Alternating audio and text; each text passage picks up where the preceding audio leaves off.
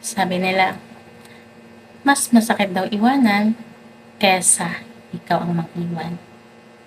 Para sa akin, depende sa sitwasyon.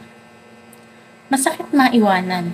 Oo, tama naman yan. Pero masasabi mong masakit talaga ang maiwanan kung wala namang problema sa pagsasama niyo.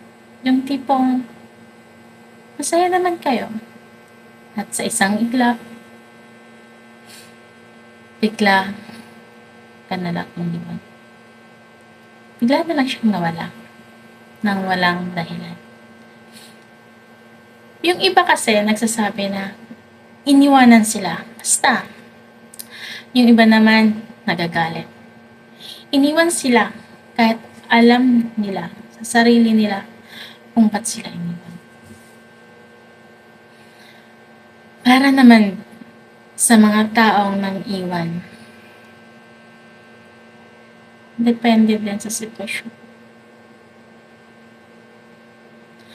Masakit mang iwan ng tao, lalo na mahal na mahal mo.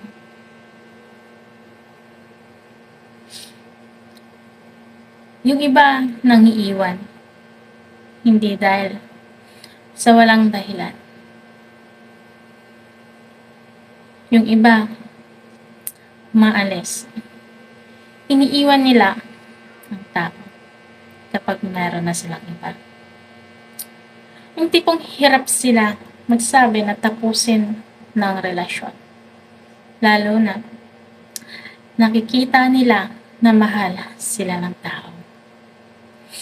Imbes sabihin nila ng personal, dinadaan nila sa biglaang pang-iwan.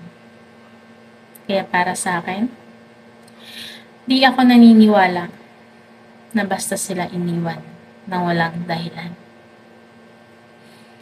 Ayaw lang magpaliwanag ng taong nang iwan kasi ayaw niya nang nakita paano pa lalong masaktan yung taong iiwanan niya. May tipo naman ng pang-iiwan na dahil di na makontrol ang sitwasyon. Yung ramdam na ramdam mo na malamig siya. Nanlalamig na siya sa'yo. Nararamdaman mo at ipinaparamdam niya na baliwala ka na.